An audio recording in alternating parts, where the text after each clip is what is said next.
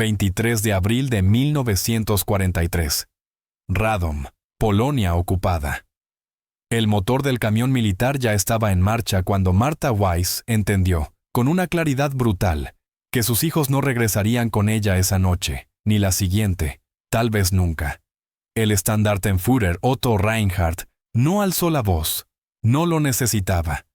Sostenía una carpeta marrón con nombres mecanografiados en tinta negra, y su dedo índice se desplazaba con la exactitud fría de alguien acostumbrado a clasificar objetos defectuosos en una cadena de montaje. Primero señaló al niño de 11 años que permanecía quieto junto a la cerca de alambre, luego a la niña de 8, cuyo rostro se había vaciado de toda expresión, y por último al pequeño de 4, que aún no comprendía por qué su madre temblaba como si el suelo estuviera a punto de ceder bajo sus pies. Solo los niños, dijo su voz sin apartarse de la lista. No hubo forcejeos, ni gritos, ni violencia evidente. Los guardias ni siquiera tocaron a las criaturas. Se limitaron a esperar con esa paciencia burocrática que definía cada selección. Porque en abril de 1943, en el centro de triaje de Radom, todos los que respiraban dentro de aquellas cercas sabían que resistir significaba morir antes de que el sol se escondiera. Marta apretó a Noah contra su pecho con una fuerza que en cualquier otro contexto habría sido dolorosa. El niño hundió el rostro en el cuello de su madre, aspirando su olor como si intentara guardarlo en algún rincón de la memoria, donde nadie pudiera borrarlo. Lena empezó a llorar sin sonido, aplicando esa técnica silenciosa que había aprendido en los últimos 6 meses, cuando descubrió que los sollozos atraían miradas y que ser visto equivalía a estar en peligro. Jacob, el mayor, permaneció completamente inmóvil. Sus ojos oscuros ya no tenían la inocencia de un niño de 11 años. Eran la mirada de alguien que había visto cuerpos en las calles de Watch, que había oído disparos en mitad de la noche, y que sabía que el mundo había dejado de tener sentido hacía mucho tiempo. El soldado que conducía el camión, el Gefreiter Paul Heller, 22 años, originario de Sajonia, evitó mirar hacia la fila de madres tras el alambre, y mantuvo los ojos fijos en el volante, en el tablero, en cualquier lugar que no fueran esos rostros. Sabía que si cruzaba una mirada con alguna de ellas, algo dentro de él podría romperse sin arreglo. Y un soldado roto no sobrevive a la guerra, no dura ni 3 días en el frente. Heller había aprendido esa lección en Yarkov, donde vio morir a 17 hombres de su batallón en menos de una semana, y entendió que para seguir con vida, había que dejar de sentir. Marta intentó memorizarlo todo con una desesperación casi irracional. El pequeño lunar en la mejilla derecha de Lena, justo bajo el ojo. La forma exacta en que Daniel apretaba los labios cuando tenía miedo, pero se negaba a mostrarlo.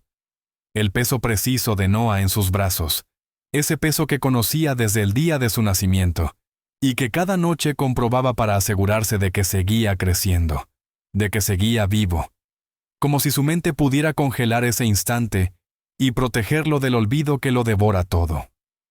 Ahora, ordenó la voz, sin crueldad ni compasión, solo con eficiencia administrativa, y el Unteroffizier Wilhelm Braun, un guardia de 38 años que había pasado los 2 últimos inviernos vigilando centros de triaje en el gobierno general, extendió la mano hacia Noah, no con violencia, casi con cuidado, como quien retira un paquete de un estante.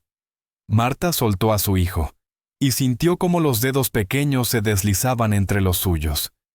Escuchó el llanto ahogado que escapaba de la garganta de Lena, parecido al de un animal herido que no puede gritar, y vio a Jacob caminar hacia el camión sin girarse, porque ya sabía, porque había aprendido demasiado pronto, que si miraba atrás no sería capaz de seguir avanzando. Los 3 niños subieron a la parte trasera del vehículo militar, y la lona verde se cerró con un golpe seco, como el sonido de una tumba al sellarse.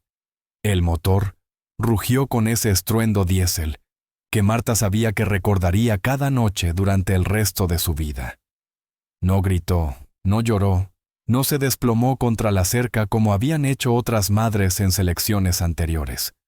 Simplemente dejó de respirar durante un instante completo, como si su cuerpo hubiera olvidado su función más elemental, mientras el camión atravesaba el portón de madera reforzada y las ruedas levantaban polvo amarillento sobre la tierra congelada, aún marcada por la escarcha de la madrugada. El tubo de escape lanzó una bocanada de humo negro que se mezcló con el aire gris de abril, y unos segundos después, el vehículo se perdió detrás de los edificios administrativos apagados que rodeaban el centro de triaje, junto a la fila C, donde permanecían agrupadas las demás madres judías. El silencio que quedó era tan denso que se podía oír el viento rozando el alambre de las cercas. Algunas mujeres lloraban sin emitir sonido, con las manos hundidas en el rostro, mientras otras miraban al vacío con esa expresión inconfundible de quien ya ha dejado de intentar comprender lo que ocurre. Todas sabían lo mismo, aunque nadie se atreviera a decirlo en voz alta.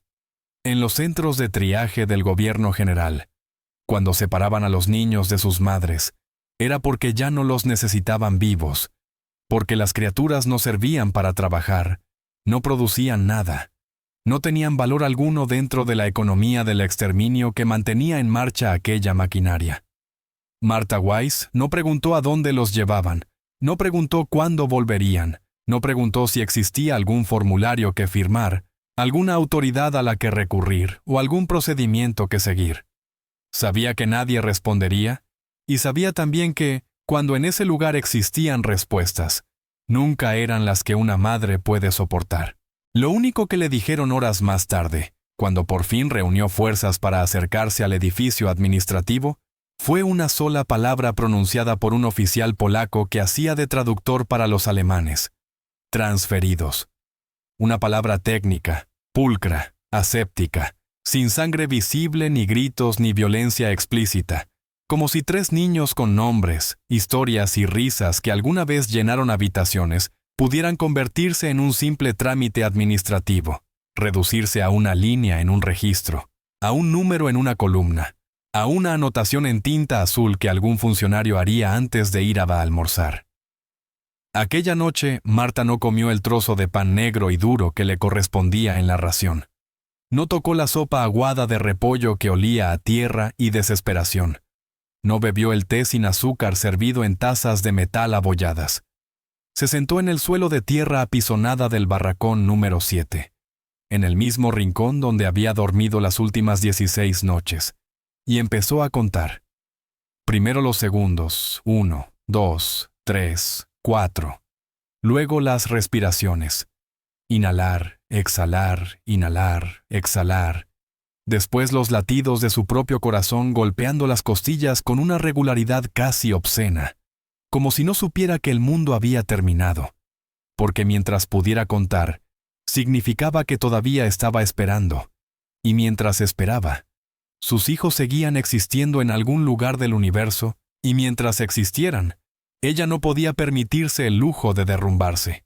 En la primavera de 1943, el gobierno general alemán controlaba lo que quedaba de Polonia central y oriental, con una eficiencia administrativa que había convertido el exterminio en una rutina burocrática, y Radom, una ciudad de arquitectura renacentista que en otro tiempo había sido llamada la Padua del Norte, con sus 50.000 habitantes y sus plazas elegantes, se había transformado en un laboratorio de ingeniería social nazi. Deportaciones masivas de población polaca, colonización forzada de alemanes étnicos traídos desde Rumanía y Ucrania, y selecciones sistemáticas de judíos procesados como mercancía defectuosa en una línea de montaje. Los centros de triaje, Durchgangslager, en la terminología oficial, no eran campos de exterminio en el sentido estricto. No tenían cámaras de gas construidas con ladrillos y tuberías de cianuro. No había crematorios funcionando las 24 horas. No se escuchaban los gritos asociados a lugares como Auschwitz o Treblinka. Eran, al menos en teoría, espacios de tránsito temporal, lugares donde la población judía era clasificada antes de ser enviada a su destino final.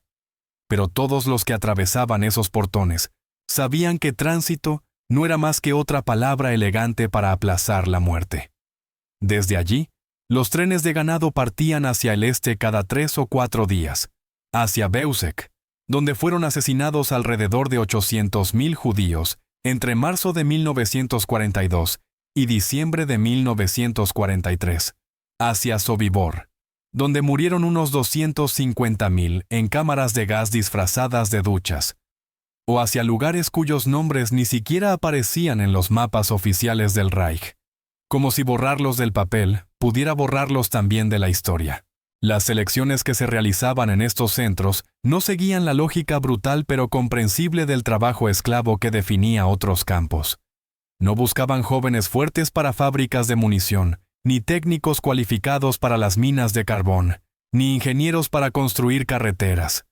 Buscaban algo más simple y al mismo tiempo más terrible: vaciar territorios enteros, borrar identidades colectivas, convertir seres humanos con memoria, idioma y cultura en estadísticas que podían enviarse a Berlín en telegramas cifrados.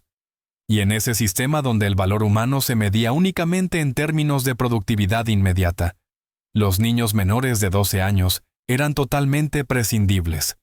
No producían, no construían, no servían para ningún fin económico, y por eso, cuando los oficiales de las SS separaban a las criaturas de sus madres durante las selecciones, todos comprendían el mensaje implícito sin necesidad de palabras. Esos niños no regresarían, no había marcha atrás, no existía apelación posible ni error administrativo que pudiera corregirse. Martha Weiss conocía esa lógica implacable mejor que la mayoría. Tenía 31 años, pero su rostro demacrado y sus manos temblorosas parecían los de alguien de 45. Antes de que el mundo perdiera toda cordura, había sido abogada en Łódź. Trabajaba en un despacho modesto cerca de la Plaza Krasiński y defendía casos de inquilinos desalojados sin causa, de comerciantes estafados por socios deshonestos, de mujeres abandonadas sin pensión para sus hijos, y creía de verdad en el poder de las palabras, en que los argumentos bien construidos podían torcer la voluntad de jueces corruptos, en que la razón y la ley eran fuerzas capaces de doblegar la injusticia. La guerra le enseñó algo brutal que ningún libro de derecho podía anticipar. Las palabras no significan absolutamente nada cuando quien tiene el poder de escuchar ya ha decidido no oír. Su esposo, David Weiss, historiador y profesor especializado en el periodo napoleónico en la Universidad de Łódź, murió en el gueto durante el invierno de 1942, oficialmente de tuberculosis, según el certificado que le entregaron. Aunque Marta sabía que fue el hambre combinada con el frío lo que realmente lo mató, que el cuerpo simplemente dejó de funcionar tras 5 semanas sobreviviendo con 120 calorías diarias, como un reloj de precisión al que se le acaba la cuerda y se detiene en mitad de la noche sin hacer ruido. Quedó sola con 3 hijos en un mundo que cada día inventaba formas más elaboradas de destruir todo lo que uno podía amar. Daniel, el mayor, tenía 11 años pero una mirada que parecía de 30. No jugaba, no sonreía, no hacía las preguntas ingenuas sobre por qué el cielo es azul o de dónde vienen las estrellas. Solo observaba, calculaba, analizaba. Sabía de manera instintiva cuándo esconderse en los sótanos, cuándo callar aunque te murmuraran insultos, cuándo obedecer sin formular una sola pregunta, y había aprendido a sobrevivir renunciando por completo a ser niño. Había visto cadáveres apilados en las esquinas del gueto, escuchado los disparos que mataban a quienes violaban el toque de queda, memorizado los rostros de colaboradores polacos que delataban escondites a cambio de medio kilo de azúcar. Y todo ese conocimiento terrible había dejado en su cara una seriedad antinatural. Lena, de 8 años, era distinta en apariencia pero estaba igual de marcada. Hablaba poco, pero absorbía todo con la intensidad silenciosa de los niños que han aprendido que la supervivencia depende de la información. Memorizaba rostros con precisión casi fotográfica y recordaba nombres escuchados una sola vez. Escuchaba conversaciones que no iban dirigidas a ella y almacenaba cada palabra como si intuyera que, en algún punto de un futuro imposible de imaginar, esa información pudiera significar la diferencia exacta entre vivir y morir. Era pequeña, delgada, con unos ojos enormes que parecían demasiado grandes para su rostro. Y esa invisibilidad física, esa facilidad para pasar desapercibida, en 1943, funcionaba casi como una ventaja evolutiva. Noah, el más pequeño, tenía apenas 4 años, y aún no había desarrollado la capacidad mental para entender por qué su mundo se había encogido hasta quedar reducido a un barracón sin ventanas. ¿Por qué ya no existían los juguetes de madera que tenía en Watch? Ni por qué su madre cargaba siempre esa expresión de terror contenido. No podía procesar por qué la gente desaparecía de un día para otro, sin que nadie explicara a dónde iba, como si los seres humanos pudieran evaporarse. Y se aferraba a Marta con la dependencia absoluta de los niños pequeños, como si ella fuera lo único sólido en un universo que se desmoronaba pieza a pieza. Y ahora los tres estaban dentro de un camión militar Opel Blitz, alejándose de ella a 30 kilómetros por hora por una carretera de tierra que atravesaba campos de cultivo abandonados. 48 horas, 2 días completos, 4.320 minutos, 259.200 segundos. Marta los contó uno por uno, mientras en el centro de triaje la vida seguía funcionando como si nada extraordinario hubiera ocurrido, con las filas matutinas para el recuento, las listas de nombres leídas en voz alta por oficiales que pronunciaban mal el polaco y el yidis, las raciones distribuidas con precisión matemática, 200 gramos de pan negro por adulto, 50 para los niños menores de 6, y el recuento vespertino, donde todos debían permanecer de pie bajo el sol o la lluvia, hasta que los números coincidieran. Todo continuaba operando con la exactitud mecánica de una fábrica que jamás detiene su producción. Pero para Martha Wise, el tiempo había dejado de ser una línea recta entre pasado y futuro, y se había transformado en un pozo sin fondo, donde cada segundo caía eternamente sin llegar nunca al suelo. Los minutos se estiraban hasta volverse físicamente insoportables. Las horas se repetían como si el reloj del universo estuviera atascado, y los pensamientos giraban en círculos perfectos, regresando siempre al mismo punto. ¿Dónde están ahora? Están vivos en este instante. Tienen frío, tienen hambre, lloran por mí, me recuerdan. Saben que no los abandoné. Las mujeres de la fila C intentaron consolarla con esa torpeza bien intencionada de quien no sabe qué decir frente al dolor absoluto. Algunas susurraban historias escuchadas de terceros sobre niños supuestamente enviados a granjas alemanas en Sajonia para ser reeducados y convertidos en trabajadores agrícolas. Otras hablaban de rumores sobre orfanatos administrados por la Cruz Roja Internacional, donde los niños judíos eran mantenidos con vida hasta el final de la guerra.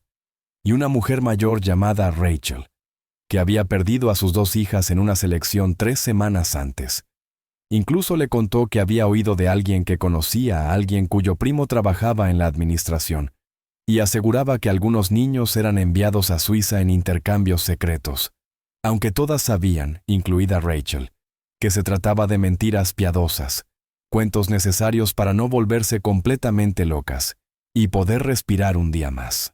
Marta no las escuchó, no por descortesía ni por rechazo al consuelo, sino porque algo dentro de ella se había cerrado como una puerta de acero y se había replegado a un espacio interior donde las palabras externas ya no podían entrar. Se sentó en un rincón del barracón número 7, con la espalda apoyada contra la pared de madera sin pintar, que aún conservaba astillas clavándose en la ropa, y dejó de hablar por completo. No comió el pan negro de la mañana del día 24. Lo dejó intacto sobre su litera mientras las hormigas formaban filas para llevarse las migas, y tampoco tocó la sopa aguada del mediodía que supuestamente contenía repollo y papas, que en realidad no era más que agua turbia con algunos trozos flotantes de origen imposible de identificar. Tampoco bebió el té sin azúcar de la noche, servido en tazas de metal abolladas que quemaban los labios. Se limitó a esperar como se espera un veredicto judicial, cuando uno sabe que el juez ya ha decidido, como quien aguarda la confirmación de algo que en el fondo ya conoce, pero no puede aceptar, porque la incertidumbre descubrió durante esas 48 horas interminables resultaba infinitamente más insoportable que una tragedia confirmada. Al menos la tragedia tiene una forma definida, límites claros, un inicio y, quizá, un final, mientras que la incertidumbre es un vacío sin bordes, que devora desde dentro, un agujero negro emocional que absorbe cada pensamiento, cada esperanza, cada fragmento de cordura que todavía sobrevive. Durante el primer día, Martha Wise se aferró a la esperanza con la desesperación de quien se sujeta a una rama mientras cae por un precipicio. Se repitió que quizás se trataba solo de un traslado temporal, que tal vez los llevaban a otro centro donde necesitaban niños para alguna tarea específica, que probablemente regresarían antes del anochecer, e inventó explicaciones racionales, escenarios posibles, razones administrativas capaces de justificar la separación. Pero el primer día terminó sin que el camión volviera. El segundo día fue infinitamente peor, porque ya no podía engañarse con esperanzas fabricadas. Ese día supo, con una certeza que nacía en el estómago, que si no habían regresado era porque probablemente no regresarían nunca, y comprendió que estaba llorando la muerte de sus 3 hijos sin tener cuerpos que enterrar. Entonces, cuando el sol empezaba a ocultarse detrás de los edificios grises del centro de triaje, cuando las sombras se alargaban sobre la tierra aún congelada y el 25 de abril de 1943 estaba a punto de convertirse en una fecha más del calendario del horror, ocurrió algo completamente inesperado. Al principio fue solo un sonido distante, apenas perceptible por encima del viento que soplaba desde los campos abiertos. Un motor diésel acercándose por la carretera principal. Las mujeres del barracón alzaron la cabeza como animales que detectan un cambio en el entorno. Algunas corrieron hacia las ventanas estrechas. Otras salieron al patio de tierra entre los barracones y las cercas de alambre. Marta no corrió, no se levantó, no miró por la ventana ni se movió un centímetro. Permaneció sentada exactamente en la misma posición en la que había pasado las últimas 48 horas, con la espalda apoyada en la pared, las rodillas recogidas contra el pecho y los brazos rodeándose a sí misma, porque había aprendido en esos 2 días que correr hacia la esperanza solo hacía que la desilusión inevitable doliera más, que era mejor no moverse, no mirar, no desear, ya que desear algo y no obtenerlo resultaba peor que no haber deseado nada.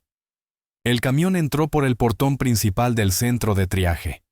Era el mismo Opel Blitz que se había llevado a sus hijos, con la misma lona verde desgastada, la misma matrícula militar y el mismo tubo de escape expulsando esa nube negra típica de los motores diésel mal ajustados. El Gefreiter Paul Heller apagó el motor y el silencio repentino tras el rugido resultó casi antinatural. Bajó de la cabina con movimientos lentos, casi reacios. Caminó hacia la parte trasera con ese andar torpe de los soldados que han pasado demasiado tiempo sentados al volante. Desató las cuerdas que mantenían cerrada la lona, y entonces, una a una, 3 figuras pequeñas descendieron del camión. Primero un niño de 11 años con un rostro más serio de lo que cualquier niño debería tener. Después una niña de 8 que miraba alrededor, como si no estuviera del todo segura de dónde se encontraba. Y por último, un pequeño de 4 años que seguía confundido por todo lo ocurrido. En el patio, las mujeres comenzaron a gritar, a llorar, a dar gracias a un Dios en el que muchas ya no creían, pero al que seguían invocando por puro reflejo cultural.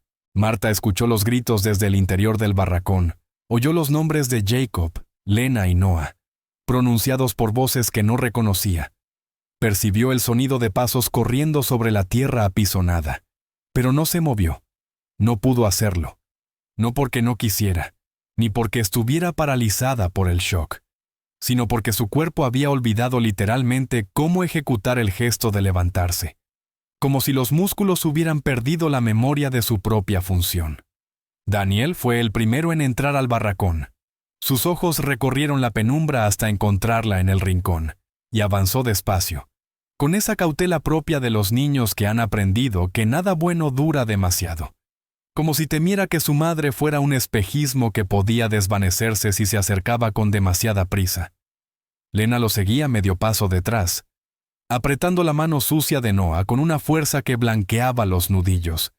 Y cuando llegaron frente a ella, Martha Wise abrió los brazos en un movimiento que pareció desarrollarse a cámara lenta, y los 3 niños se precipitaron contra su pecho al mismo tiempo. El peso de sus cuerpos, la firmeza de los huesos, el calor de la piel, la textura del cabello, ese olor inconfundible que ninguna madre olvida jamás.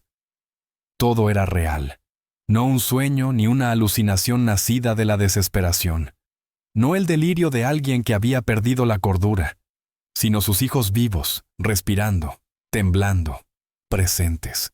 Marta cerró los ojos y empezó a llorar.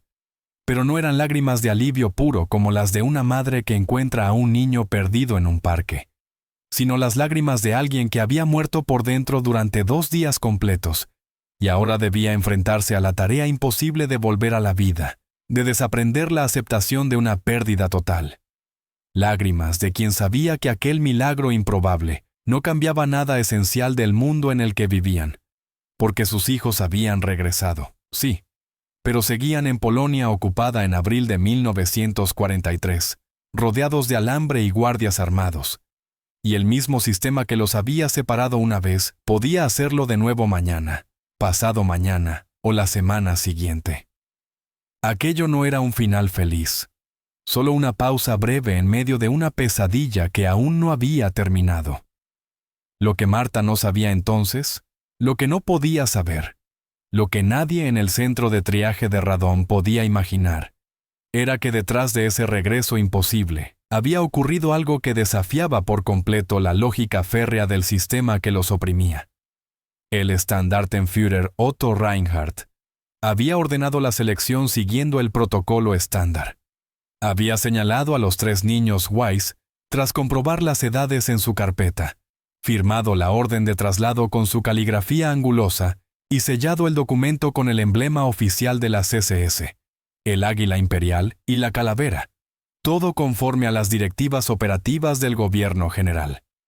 Según el procedimiento, los niños debían ser trasladados a un punto de concentración temporal en las afueras de Biłgoraj, a 63 kilómetros al este de Radom, para ser incluidos en el siguiente transporte ferroviario hacia Sobibor. Esa era la rutina, la norma aplicada a cientos de niños en las semanas previas. El trayecto debía durar unas 2 horas y cuarto a la velocidad media de 30 kilómetros por hora que alcanzaban los camiones militares en las carreteras de tierra del este de Polonia. Y el Gefreiter Paul Heller había recorrido ese camino exacto 17 veces en los últimos 3 meses. Conocía cada curva, cada bache, cada puente de madera sobre arroyos medio congelados, y conducía en silencio, manos firmes en el volante, la vista clavada en la carretera. Detrás de él, bajo la lona, solía oír el llanto ahogado de algún niño, pero había aprendido a no escucharlo, a convertirlo en ruido de fondo que el cerebro filtra para poder seguir funcionando. Aquella tarde, sin embargo, algo fue distinto. No oyó llanto alguno. Los 3 niños Wise permanecieron en absoluto silencio durante todo el trayecto. Daniel había tomado a sus hermanos, los sentó uno a cada lado, les susurró algo que Heller no alcanzó a oír, y los 3 se quedaron inmóviles como pequeñas estatuas durante los 63 kilómetros. Ese silencio inquietó a Heller más que cualquier llanto, porque no era el silencio del miedo, sino el de la resignación, el de quien ya ha aceptado lo que viene, y eso, de una forma que no podía explicar con palabras, le pareció peor que todo lo demás. Cuando llegó al punto de concentración de Biłgoraj, eran las 4:27 de la tarde. El sol empezaba a descender hacia el horizonte, y la temperatura había caído hasta los 6 grados. El lugar no era un edificio en sentido estricto, sino un área cercada con alambre de púas, donde los deportados se agrupaban de manera temporal, mientras aguardaban el siguiente transporte. Había 2 barracones de madera sin calefacción, una letrina al aire libre, una garita de guardia y un pequeño edificio administrativo donde se tramitaban los documentos. Paul Heller detuvo el camión frente a la garita, bajó, entregó sus papeles al Obersturmführer Karl Brandt, Un oficial de 38 años que llevaba 4 meses administrando ese punto, con la eficiencia monótona de quien repite la misma tarea día tras día. Brand revisó los documentos, comprobó los sellos, contó los nombres. 3 niños judíos procedentes del centro de triaje de Radom. Todo estaba en regla. «Bájalos», ordenó. Y fue entonces cuando ocurrió algo completamente inesperado. Una voz surgió desde el edificio administrativo. «Esperen». Y todos se giraron. De la puerta salió un hombre que no vestía uniforme militar. Llevaba un abrigo civil gris, pantalones de franela oscura y una bufanda de lana alrededor del cuello. Tenía 53 años.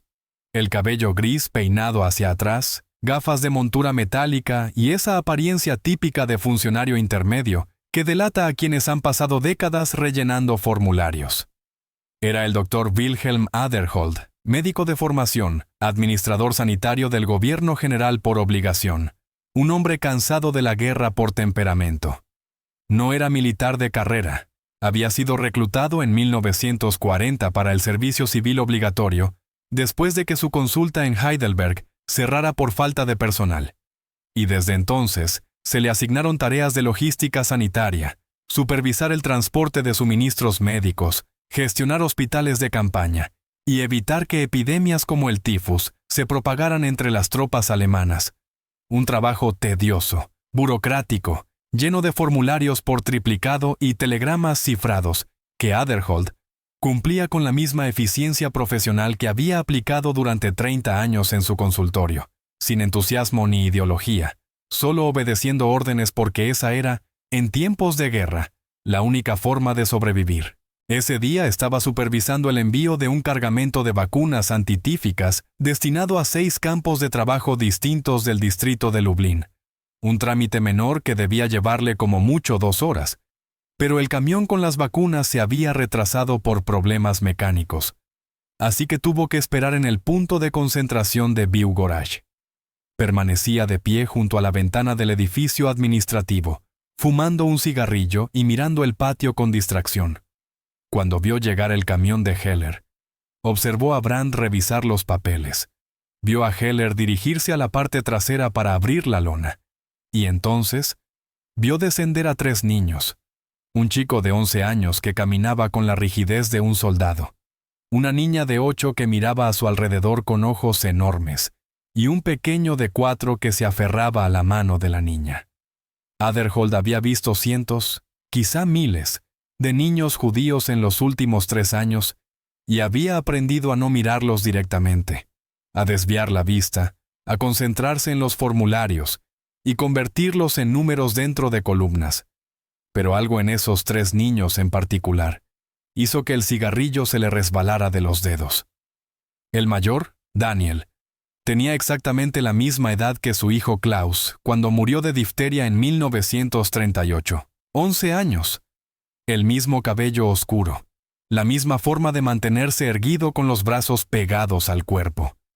Lena tenía los mismos ojos profundos que su sobrina Anna en Heidelberg, los mismos ojos que le recordaban a su hermana fallecida, y el más pequeño, Noah, mostraba esa expresión de confusión absoluta que tienen todos los niños de 4 años cuando no entienden por qué los adultos hacen cosas incomprensibles.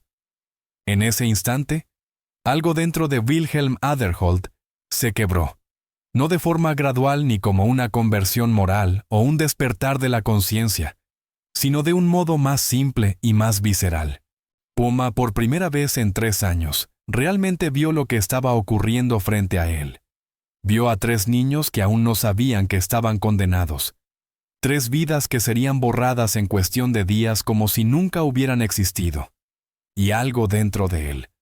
Algo que había permanecido dormido, congelado o reprimido durante años de guerra, salió a la superficie. No fue heroísmo ni valentía ni una súbita convicción moral. Fue algo más simple y más humano. El rechazo instintivo de un padre que había perdido a su propio hijo y no podía soportar ver morir a 3 más. Aderholt apagó el cigarrillo contra el marco de la ventana. Salió del edificio administrativo y caminó hacia donde estaban Brand y Heller, con pasos medidos. ¿Qué son estos niños?, preguntó, aunque ya conocía la respuesta. Traslado desde Radom, respondió Brand, mostrándole los papeles. Van en el próximo transporte hacia Sobibor.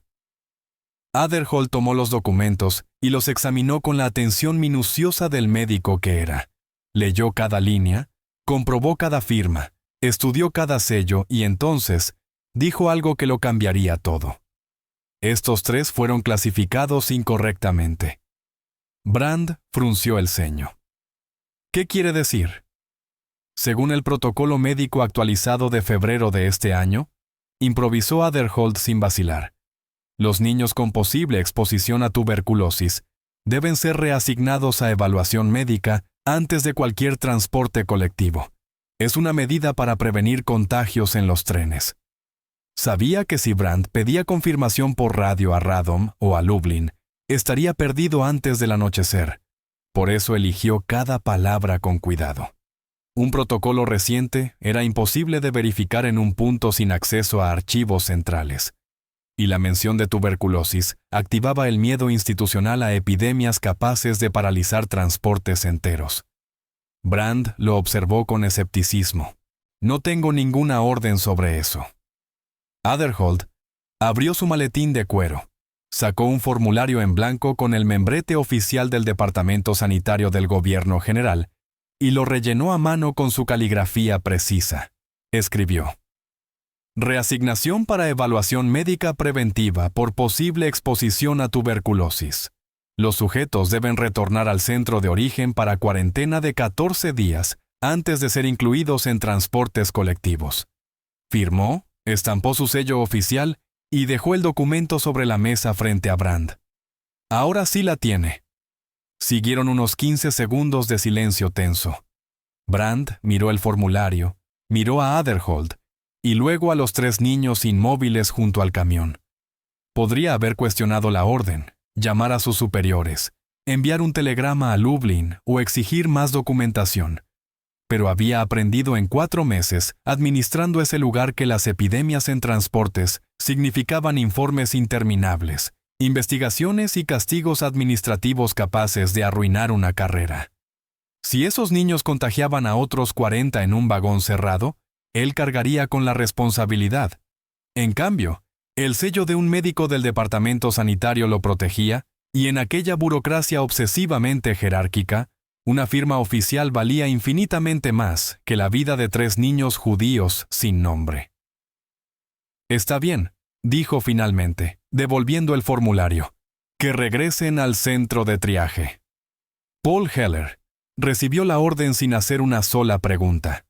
Volvió a subir a los 3 niños al camión, encendió el motor y condujo de regreso a Radom por la misma carretera de tierra que había recorrido poco más de 2 horas antes. Durante todo el trayecto no dijo una palabra.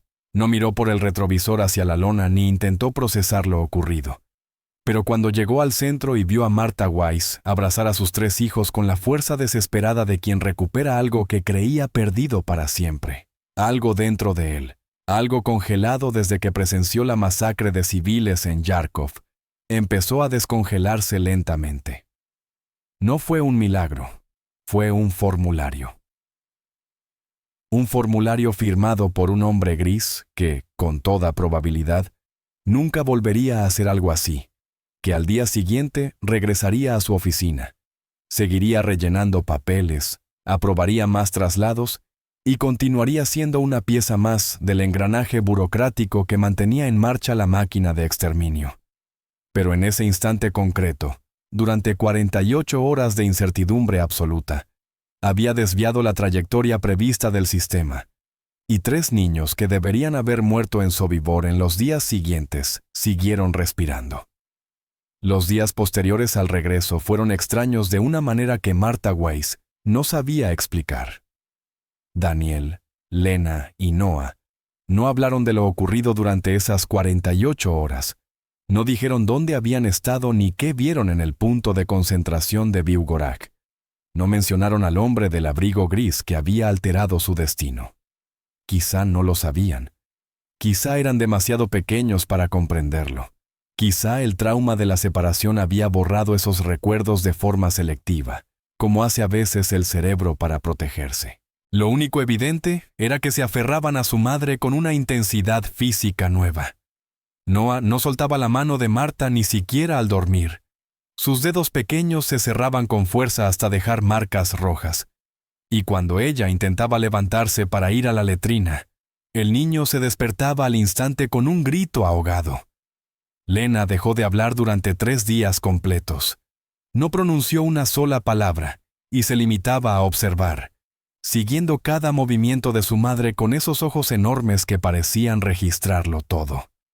Daniel desarrolló un tic nervioso que antes no tenía, y cada 10 o 15 minutos contaba mentalmente a sus hermanos: 1, 2, yo soy 3, como si necesitara comprobar una y otra vez que seguían existiendo. Marta tampoco preguntó qué había pasado. Sabía que hay respuestas demasiado pesadas para que las carguen los niños, y que obligarlos a verbalizar el trauma podía ser más dañino que el silencio. Lo único que importaba entonces era que estaban vivos, que respiraban, que sus corazones latían y que seguían compartiendo el mismo espacio físico con ella. Pero también sabía algo más, algo que la mantenía despierta por las noches. Aquel respiro era temporal. El sistema que los había separado no había desaparecido ni cambiado. No había desarrollado de pronto una conciencia moral. Y la burocracia nazi no cometía errores 2 veces, ni toleraba desviaciones del protocolo. De modo que si alguien en Radom o en Biugorak revisaba los registros y detectaba la discrepancia entre los documentos de salida y los de retorno, volverían a buscar a sus hijos. Marta entendió que, si querían tener alguna posibilidad de sobrevivir, tendrían que desaparecer antes de que la máquina administrativa corrigiera su error. Y 3 semanas después del regreso, en la madrugada del 16 de mayo de 1943, ella y sus 3 hijos fueron incluidos en un traslado masivo hacia otro centro en las afueras de Lublin. No fue una selección, sino un movimiento burocrático rutinario. 200 personas repartidas en 3 camiones. Desde Lublin los enviaron a Poniatowa, luego a Trauniki, y después a un campo de trabajo cerca de Puławy, donde Marta fue asignada a clasificar ropa en un almacén y los niños a tareas menores de limpieza. Siguieron moviéndose cada pocas semanas, y cada vez que había un traslado, Marta se aseguraba de que los 4 figuraran en la lista, se hacía visible cuando era necesario, se ofrecía como voluntaria para cualquier trabajo, y hacía lo imprescindible para que los consideraran útiles dentro del sistema. Aprendieron a ser invisibles de la manera correcta, lo bastante presentes para no ser olvidados, y lo bastante discretos para no atraer una atención peligrosa, convertidos en un número que se desplazaba de un lugar a otro sin que nadie preguntara por qué. Y los 4, madre y 3 hijos, permanecieron juntos durante 23 meses más, hasta que las tropas soviéticas del primer frente bielorruso liberaron el último campo en el que se encontraban, en las afueras de Varsovia, el 17 de enero de 1945, algo que en la Polonia ocupada entre 1943 y 1945 ya constituía un acto de resistencia casi imposible. Wilhelm Aderholt nunca volvió a ver a los 3 niños que había salvado con un formulario falsificado. Nunca supo sus nombres completos, ni preguntó qué había sido de ellos después de que el camión los devolviera a Radom. Nunca comprobó si habían sobrevivido a la guerra o si simplemente habían acabado en otro transporte. Semanas más tarde continuó trabajando en la administración sanitaria del gobierno general hasta el colapso final del Reich. Firmó cientos de formularios más, autorizó decenas de traslados de prisioneros y supervisó el envío de miles de suministros médicos a campos de trabajo y hospitales militares, sin volver a alterar un documento ni a desviar la trayectoria de la máquina. Aquella tarde del 23 de abril de 1943 fue la única vez en 3 años de guerra en que se apartó del protocolo. Cuando los soviéticos llegaron a Polonia en enero de 1945, Aderholt huyó hacia el oeste junto a miles de civiles alemanes que escapaban del avance del Ejército Rojo, cruzó la frontera a pie durante 4 días y se ocultó en una granja abandonada cerca de Múnich, donde permaneció escondido 2 meses. Nunca fue arrestado por las autoridades aliadas, ni juzgado por crímenes de guerra. Su nombre no aparece en archivos de desnazificación, y no fue interrogado ni investigado porque, según los registros oficiales, no había cometido ningún delito. Había sido un administrador sanitario civil, que supervisó suministros, rellenó formularios y obedeció órdenes, y ningún documento reflejaba que una tarde de abril falsificó un diagnóstico médico para salvar 3 vidas condenadas por el sistema. Tras la guerra regresó a Heidelberg e intentó reabrir su consulta, pero descubrió que ya no podía ejercer debido a las restricciones impuestas a médicos que habían servido al régimen nazi en cualquier función. Terminó trabajando como administrador de un pequeño hospital municipal en Baviera. Un empleo burocrático sin contacto directo con pacientes, solo papeles, formularios y registros. Se jubiló en 1960, a los 70 años. Vivió sus últimos años en un modesto apartamento de 2 habitaciones, sin familia ni amigos cercanos, sin visitas, y murió de un infarto masivo el 11 de marzo de 1967, a los 77 años. Lo encontraron 3 días después, cuando el portero notó que los periódicos se acumulaban frente a su puerta. No dejó memorias, no escribió cartas explicando sus actos durante la guerra, no habló con historiadores ni declaró en juicios. Simplemente vivió 32 años en silencio sobre lo que había hecho, y murió.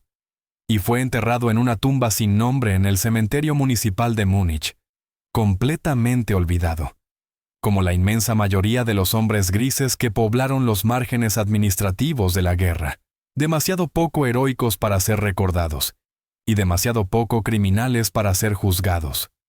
Martha Weiss y sus 3 hijos sobrevivieron hasta la liberación soviética en enero de 1945. Los 4 pesaban aproximadamente la mitad de su peso normal. Estaban cubiertos de llagas por la desnutrición. Sufrían disentería crónica. Lena tenía tuberculosis en fase inicial. Y Daniel había perdido varios dientes por escorbuto, pero estaban vivos. Pasaron 4 meses en un hospital de campaña soviético donde, por primera vez en años, recibieron comida suficiente, medicinas y ropa limpia. Y en mayo de 1945, cuando la guerra terminó oficialmente, Marta tomó una decisión definitiva. No regresarían a Polonia, porque no había nada a lo que volver.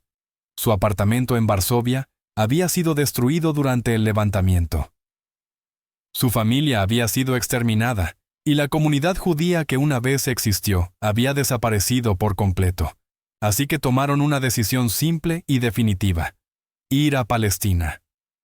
Viajaron en un barco de refugiados que zarpó de Italia en agosto de 1946, una embarcación desvencijada y sobrecargada de sobrevivientes que transportaba más esperanza que certezas, y llegaron a Haifa el 3 de septiembre. 2 años más tarde, cuando se proclamó el Estado de Israel en 1948, se convirtieron en ciudadanos de un país que acababa de nacer. Daniel se hizo ingeniero civil, estudió en el Technion de Haifa y se especializó en infraestructura para zonas áridas.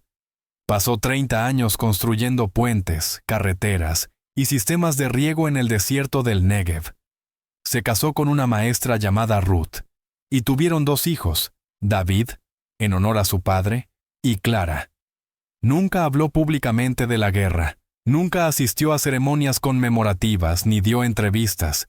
Simplemente vivió, construyó cosas que unían lugares, crió a sus hijos, y trabajó hasta los 65 años. Y murió en su casa de Tel Aviv en abril de 1998, un día antes del aniversario de su separación de su madre en Radom. Tenía 66 años, y falleció mientras dormía. Lena se convirtió en historiadora, estudió en la Universidad Hebrea de Jerusalén.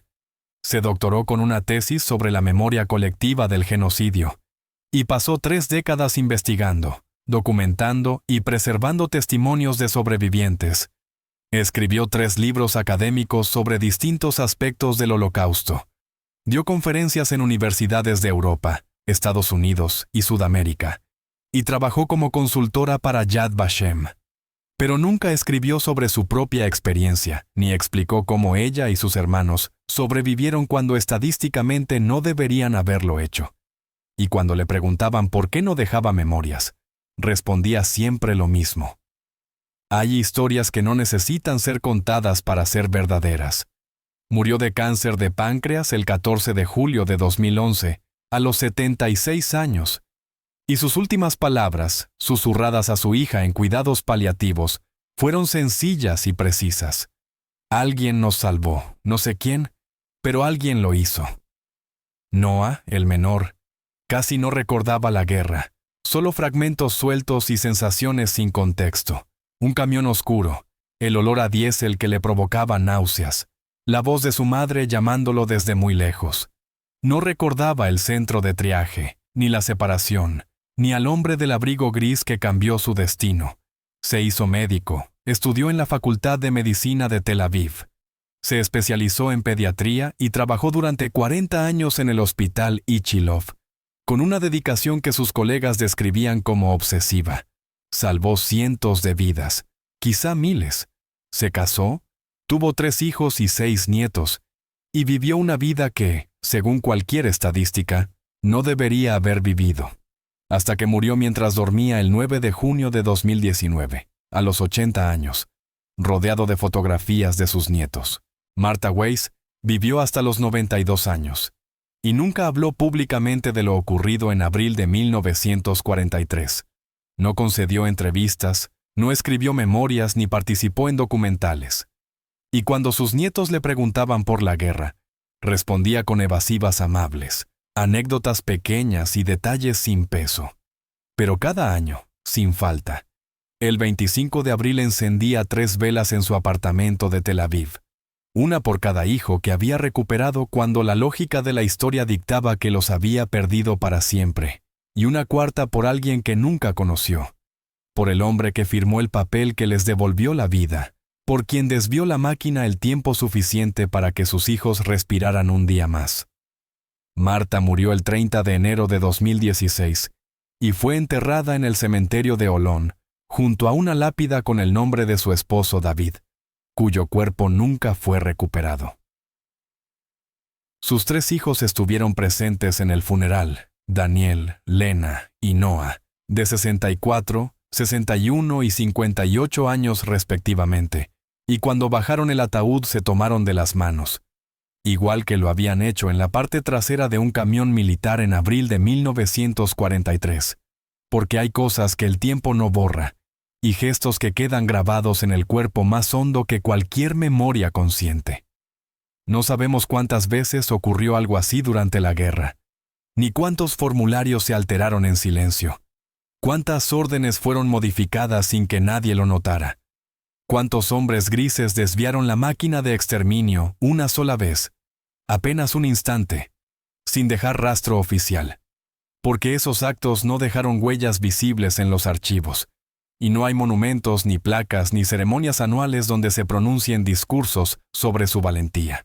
Los archivos del gobierno general alemán fueron destruidos en parte en enero de 1945, cuando los soviéticos avanzaron hacia Cracovia, y los documentos que sobrevivieron quedaron confiscados y dispersos entre instituciones de Polonia, Alemania y Rusia.